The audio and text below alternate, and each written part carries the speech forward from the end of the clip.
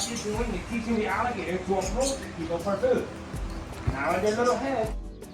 However, you guys can tell he's an alligator and not a crocodile very easy. Like I said, 2 different species of alligator. There's over 20 different species of crocodile. The only way to know if a snake is venomous or not is just being able to look at a snake, identify what kind of snake it is, and know whether or not it's in for your face. They can spray up to 20 feet away, like I mentioned. And then once it gets in your face, it gets in your eyes, it will cause temporary blindness, and in severe cases, it can be permanent. So it is extremely dangerous for these little guys to spray you. However, they will give you plenty of warning before they do. And how they warn you is they pretty much just do something that's very, very cute. So a lot of people do get sprayed by them because they're threatening displays. They'll puff themselves up. They do these little stomps, and because they are a very cute animal, a lot of people don't feel threatened by them.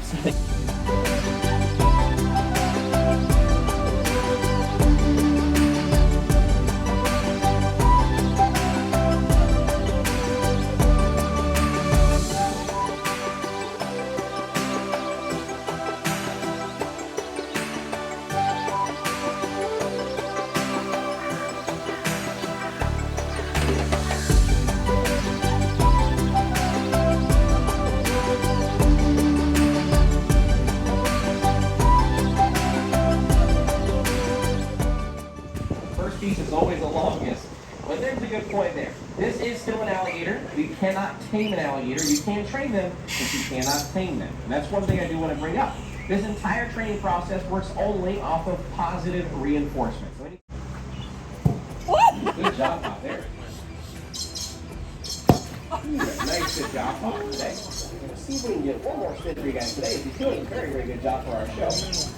But it looks like we are down to our last piece of food here, so we are going to have to say goodbye to Crusher and end the show. However, he is one of our favorite animals in the park and one of our favorite animals in the world. So to say goodbye, instead of giving him a hug for pretty obvious reasons, we're actually going to give this alligator a big old kiss right on the nose. Plus, it doesn't go well with case well, and just getting a nice close shave today.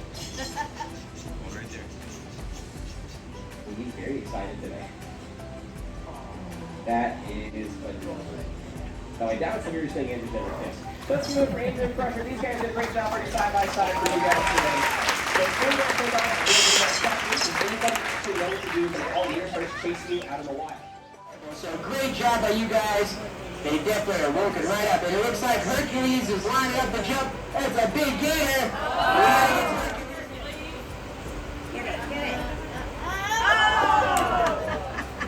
Big swing and a miss. And they will miss a lot, but that's almost the point. This is not the main feeding. This show is really our way, or a tool, to give them the option or the choice to exercise. Let's pause for the jump of the leprechaun. It's a very good turnout today. I always say, I know you guys feel like it's hot out, you're melting. Some of you have sunburn, like, oh, it's so hot, I hate it. Be happy you're here when it's hot. When you come here and it's cold out, this is the most boring show of all time because they are cold-blooded. That does not make them aggressive. Cold-blooded means they cannot regulate their own internal body temperature. They rely on the heat from the sun, the temperature of the water. That is what gives them the energy to jump, to digest, to move, to swim. That is the true energy source. So again, it's hot out, they're full of energy. It's cold out, they don't want to do any vibrations, and it definitely supports as well. Taylor, we have time for one more. I'm going to try and go inside to hand feed some gators and crocodiles. Now, Bonnie may run at me, she may put her mouth open, but that's not her being aggressive. She actually laid a clutch of eggs about a month and a half ago, 2 feet beneath the soil. So, instinctively, she's going to guard this area, or that area in front of her snout, from anything. Bird, alligator, crocodile. She's a good mama, but she's not really aggressive. Normally, she's the most timid Crocodylus of all.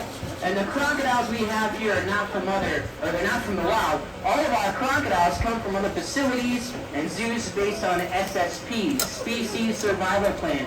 Essentially, trying to breed endangered crocodiles to send their babies back to the wild where they belong. If you're on the bridge behind you, a great example of conservation efforts, that's the Orinoco crocodile, a big male and a big female. The male is from Zoo Miami, the female is from Dallas World Aquarium in Texas, perhaps based on the lack of their presence. You know, good balance in our ecosystems, whether you think it or not. Now, when the alligators try and jump at me and bite me and lunge at me, that's fine. I'm not going to punish them, whack them with a stick, or spray them with a water bottle. All their training is based on positive reinforcement with food. And what I'm feeding them, ooh! You see that gator pushed him out of the way? That was cheating. That alligator must play for the Patriots. You guys love the Patriots? I don't even know what sport they play, so joke's on me. Yeah, I'm not a sports guy, I'm a nerd. I think the Patriots play baseball. Am I right? Oh, warthog! You guys just see what happened. May have not seen that impression from this side, but he went past it and then he propelled his tail to go backwards into that target. In today's case, chicken, tomorrow fish, the next day rats. A good variety, yeah. Those jaws pop from long jaws there. If you look at the back of their head, a lot of people think that's a double chin or a fat neck. That's not fat. That is their jaw muscle. Their skull is just skin stretched over bone, some small ligaments in the bottom jawbone. So put simply, the bigger their neck, the stronger they can bite.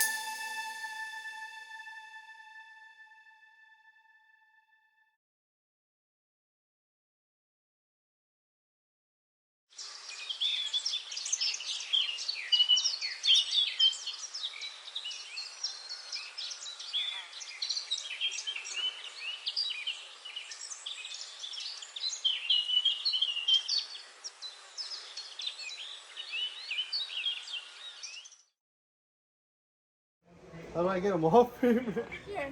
Oh. There you go. Alrighty. Thank you, sir. Thank you.